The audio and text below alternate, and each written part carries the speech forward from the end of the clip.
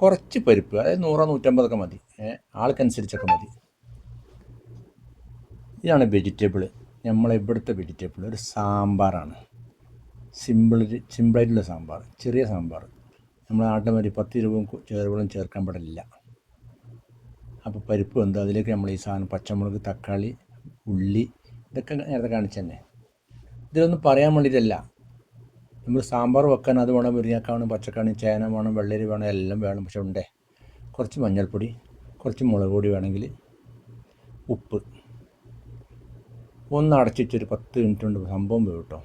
അപ്പോൾ ബാമ്യ, അതായത് വെണ്ടക്ക, ഒന്ന് കുറച്ച് ഓയിൽ വെച്ചൊന്ന് വാട്ടിയെടുക്കുക.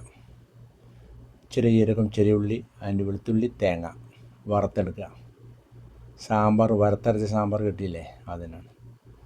നമ്മൾ ബാമ്യ അല്ല വെണ്ടക്ക അതിലേക്ക് ആയിട്ടുണ്ട്, അങ്ങോട്ട് ആഡ് ചെയ്ത സംഭവം വന്നിട്ടുണ്ട്, ഒന്ന് അടച്ചിട്ടാൽ മതി. അപ്പോൾ നമ്മൾ ആ തേങ്ങ ഒന്ന് വറുത്തിട്ട് വരിക.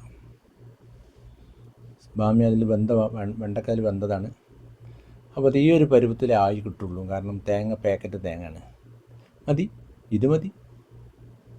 അപ്പോൾ ഇതൊന്ന് അരച്ചെടുക്കുക മിക്സിയിലിട്ടിട്ട്. ഇത് 2 സ്പൂണ് സാമ്പാർ പൊടി, 2 സ്പൂണ് സാമ്പാർ പൊടി. വല്ലാണ്ട് ഇളക്കണ്ട മോനെ, അത് ഉടഞ്ഞു പോകും. പുളിവെള്ളം, അതായത് ഓവർ പുളിയില്ലാത്ത സാമ്പാറാണ്. അപ്പം അധികം വെള്ളം വേണ്ട. ഒന്നാം പാൽ പറഞ്ഞാൽ ഒന്നാം പുളി മതി. അപ്പോൾ നമ്മൾ തേങ്ങ അരച്ച് വന്നിട്ടുണ്ട്.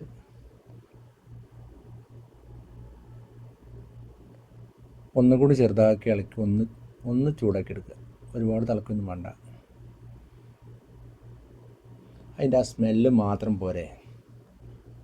Old is and gold. കുറച്ച് കരിവേപ്പില ഉണ്ടെങ്കിൽ ഇട്ടോളി, ഇല്ലെങ്കിൽ ഇടണ്ട.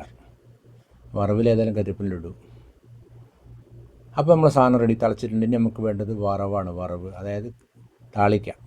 കോക്കനട്ട് ഓയിലാണ് നല്ലത്, വെളിച്ചെണ്ണ, കടുക്, അതിൻ്റെ വറ്റൽമുളക്, കരിവേപ്പില. സംഭവമായി.